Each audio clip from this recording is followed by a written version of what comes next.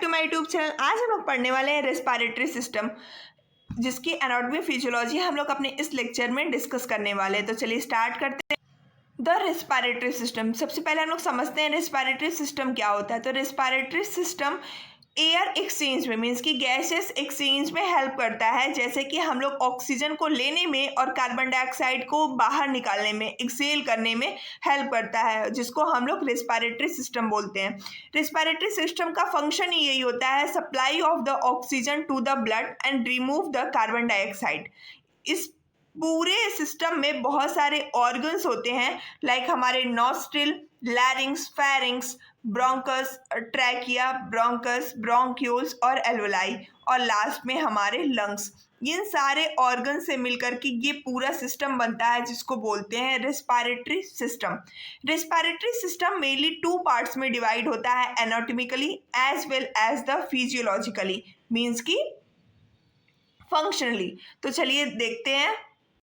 Respiratory system structurally two parts में divide है। पहला है अपर रेस्पिरेटरी ट्रैक और दूसरा है lower respiratory tract. Upper respiratory tract means कि ऊपर के जितने भी हमारे ऑर्गन्स हैं टिल द फेरिंग्स, उसको हम लोग डिवाइड किए हैं अपर रेस्पिरेटरी ट्रैक। और जो हमारे नीचे के पार्ट्स हैं मीन्स कि लोअर रेस्पिरेटरी ट्रैक में लैरिंग्स, ट्रैकिया, ब्रोंकल ट्री और लंग्स आते हैं। ये सारे हमारे नीचे के पार्ट्स हैं, तो इनको हमने रख दिया है लोअर रेस्पिरेटरी ट्रैक में। जैसा कि आप यहाँ पर देख सकते हो कि जो यहाँ तक लैरिंग्स तक मीन्स कि ऊपर के पार्ट्स हो गए, जैसे कि हमारा नॉस्ट्रिल हो गया, हमारा फेरिंग्स हो गया, तो ये सब हमारे ऊपर के पार्ट हो गए। तो इनको हमने रखा अपर रेस्पिरेटरी ट्रैक में, ठीक है। और यहाँ से लैरिंग्स, ट्रैकिया हमारी हो गई, यहाँ से हमारा ब्रोंकस हो गया, नेक्स्ट ब्रोंक्यूल्स हो गया, नेक्स्ट एल्वोलाई हो गया। ये सब हमारे हो गए लोअर रेस्पिरेटरी ट्रैक में, ठीक है। नेक्स्ट, जो हमारे रेस्पिरेटरी ट्रैक होते हैं उनके ऑर्गन्स को हम लोग फंक्शनली टू पार्ट्स में डिवाइड करते हैं। पहले तो हमने इनको एनाटॉमिकली डिवाइड किया है टू पार्ट्स में, अभी हम लोग क्या कर रहे हैं, फंक्शनली टू पार्ट्स में डिवाइड कर रहे हैं। पहला है कंडक्टिंग पोर्शन और दूसरा है रेस्पिरेटरी पोर्शन। कंडक्टिंग पोर्शन क्या है? कंडक्टिंग पोर्शन ऐसे सिस्टम्स होते हैं जो कि कैविटीज को इंटरकनेक्ट करते हैं, कैविटीज और ट्यूब्स को इंटरकनेक्ट करते हैं और लंग्स को एयर कंडक्ट करने में हेल्प करते हैं, मीन्स कि लंग्स तक एयर पहुंचाने में हेल्प करते हैं।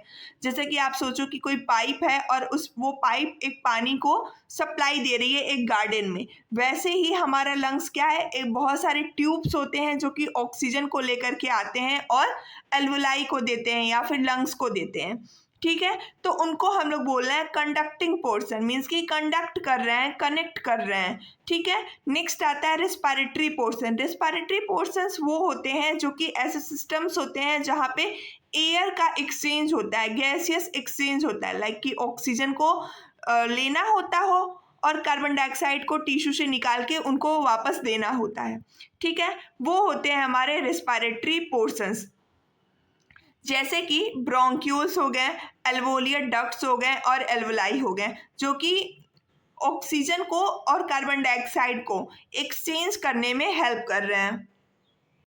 नेक्स्ट हम लोग पढ़ेंगे anatomy of the respiratory system.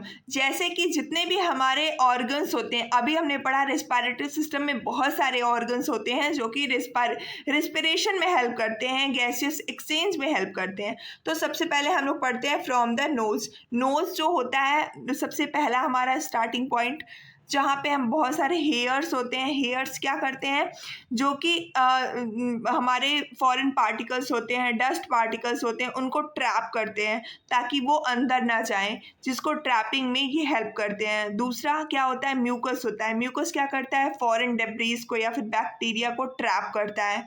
Next हम पढ़ेंगे सीलिया। सीलिया क्या होता है, वो म्यूकस के थ्रू टुवर्ड थ्रोट में से वो क्या होता है, हमारे स्टमक में चला जाता है, वहाँ पे जा कर के वो डाइजेस्ट हो जाता है। नेक्स्ट है फेरिंग्स। फेरिंग्स क्या होता है, एक पैसेज होता है फूड या हमारे एयर का।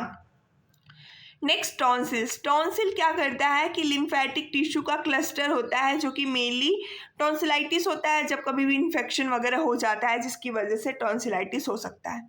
नेक्स्ट आता है लैरिंग्स, जो कि जिसमें क्या होता है वोकल कॉर्ड्स होते हैं जो कि वॉइस को प्रोडक्शन में हेल्प करता है। नेक्स्ट एपिग्लॉटिस, जो कि लैरिंग्स को कवर करता है जब भी हम लोग लिक्विड या फिर फूड को सैलो करते हैं ताकि वो फूड विंड पाइप में ना जाए। नेक्स्ट आता है ट्रैकिया। ट्रैकिया जिसको हम लोग विंड पाइप बोलते हैं, जो कि सी शेप कार्टिलेज से मिल करके बना होता है। ठीक है, सी शेप के कार्टिलेज से मिलके बना होता है। नेक्स्ट आता है हमारे यहाँ पे ब्रोंक्यूल्स होते हैं। ब्रोंक्यूल्स फिर जाके स्मॉल ब्रांचेस बनाते हैं जिसको हम लोग ब्रोंकाई, ये हमारे ब्रोंकाई होते हैं जो कि स्मॉल ब्रांचेस बनाता है जिसको हम लोग ब्रोंक्यूल्स बोलते हैं। उसके बाद से ये एल्वोलाई से कनेक्ट हो जाता है जो कि गैसियस एक्सचेंज में हेल्प करता है। ये आप यहाँ पे देख सकते हो, ये हमारा नोज है, सॉरी, ये हमारा नोज है। नोज से यहाँ से फेरिंग्स, फेरिंग्स के बाद लैरिंग्स, उसके बाद हमारा ट्रैकिया। नेक्स्ट हमारा ये एल्वोलाई, सॉरी, ये हमारा ब्रोंकाई हो गया। ब्रोंकाई के बाद ब्रोंक्यूल्स, उसके बाद से आप यहाँ पे छोटे छोटे ब्रोंक्यूल्स देख रहे होगे। फिर उसके बाद यहाँ पे हमारे क्या है, एल्वोलाई है। यहाँ पे एल्वोलाई है जो कि गैसियस एक्सचेंज में हेल्प करते हैं। नेक्स्ट हम लोग पढ़ने वाले हैं मैकेनिज्म ऑफ रेस्पिरेशन। रेस्पिरेशन कैसे होता है? तो जो प्रोसेस होता है रेस्पिरेशन का, मीन्स कि एयर को इन करना और आउट करना लंग से, उस प्रोसेस को हम लोग बोलते हैं breathing. The process by which the respiration organs allow the air to move in and out of the lungs is known as the breathing. Breathing एक नॉर्मल मैकेनिज्म होता है जिसको एक नॉर्मल, अगर हम लोग बोले कि ब्रीथ पर मिनट कितना होता है एक नॉर्मल एडल्ट का, तो 16 to 20 हम लोग बोलते हैं। नॉर्मल एक पर्सन, एक नॉर्मल एडल्ट जो होता है वो 60 to 20 ब्रीथ पर मिनट करता है। ठीक है, ऑक्सीजन जो होता है, जो कि ऑक्सीजन रिच होता है, उसको हम लोग एटमॉस्फेयर से उस गैस को लेते हैं, और जो कार्बन डाइऑक्साइड रिच होता है उसको हम लोग उसको टिश्यू से उस गैस को निकाल करके बाहर हम लोग देते हैं। एक जो इंटायर प्रोसेस होता है ब्रीदिंग का, इसमें दो प्रोसेस होते हैं। पहला इनहेलेशन हम लोगों को पता है, जिसको हम लोग इंस्पायरेशन भी बोलते हैं, जिसमें हम लोग को इंस्पायर करना होता है एयर को फ्रॉम द एटमॉस्फेयर। और एक्सहेलेशन जिसको हम लोग एक्सपायरेशन भी बोलते हैं, जिसमें हम लोग को क्या करना होता है, टिश्यू से एयर को निकाल करके एटमॉस्फेयर में बाहर देना होता है। ठीक है, अगर हम लोग बात करते हैं एक सिंगल ब्रीथ की, हम बोलते हैं वन ब्रेथ। वन ब्रेथ का मतलब होता है एक बार उसने इनहेल किया और एक बार एक्सेल किया, is equal to one breath. ठीक है, ब्रीथिंग रेट क्या होती है, मीन्स कि इंडिविजुअल एक मिनट में कितनी बार ब्रीथिंग कर रहा है, उसको हम लोग ब्रीथिंग रेट बोलते हैं। ठीक है, मेनली 15 to 18 भी बोलते हैं, 8 और 16 to 20 भी बोलते हैं।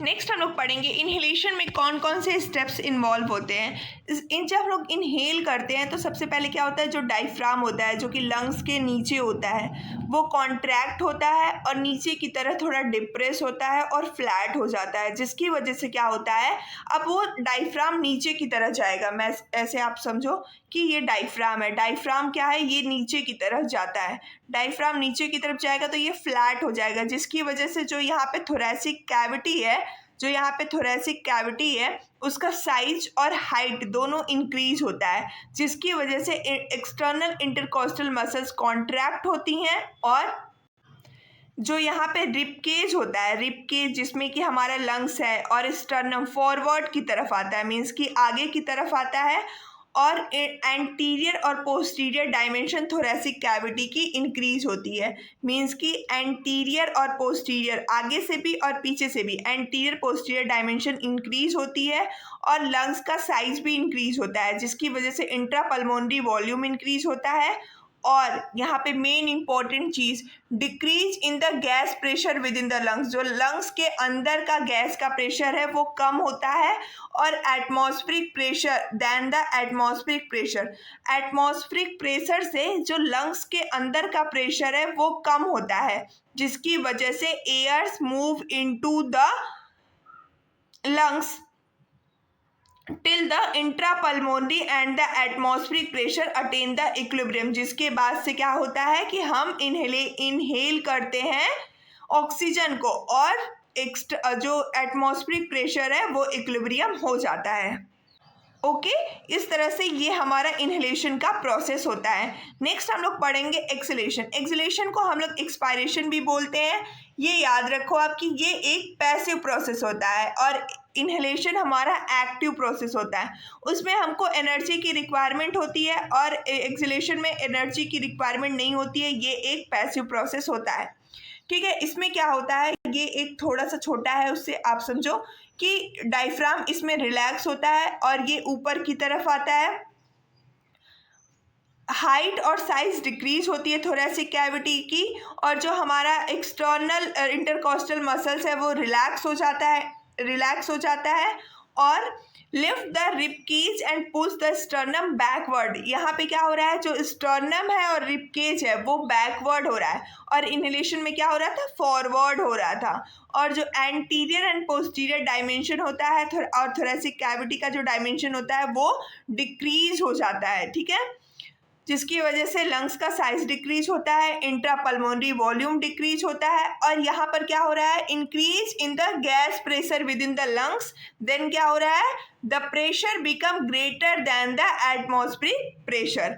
उसके बाद air moves out from the lungs till the intrapulmonary and the atmospheric pressure attain the equilibrium. उसके बाद क्या हो रहा है कि एयर लंग्स से बाहर निकल जा रही है, एक्सेल हो जा रही है, हम लोग एक्सपायर कर दे रहे हैं और उसके बाद से क्या हो रहा है, इंट्रापल्मोनरी और एटमॉस्फेरिक प्रेशर इक्विलिब्रियम अटेन कर ले रहा है। ठीक है, ये पूरा प्रोसेस है एक्सहेलेशन का।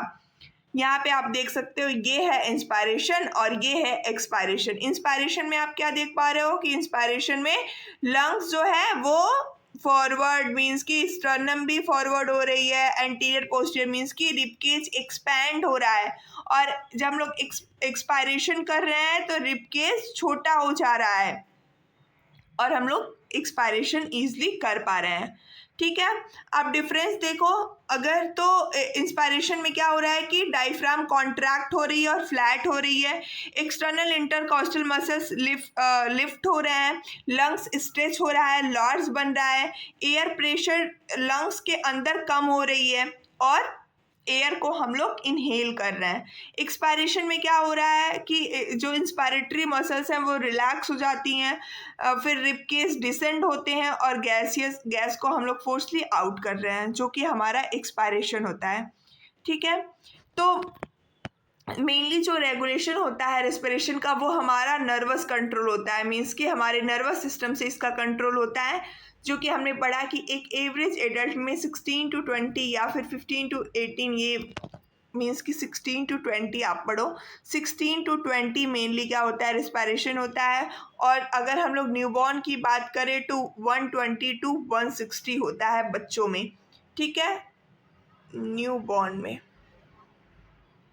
ठीक है, so this was all about the respiratory system. आपको अभी कोई डाउट हो तो आप कमेंट बॉक्स में ज़रूर पूछना। So thank you so much for watching my video. Thank you.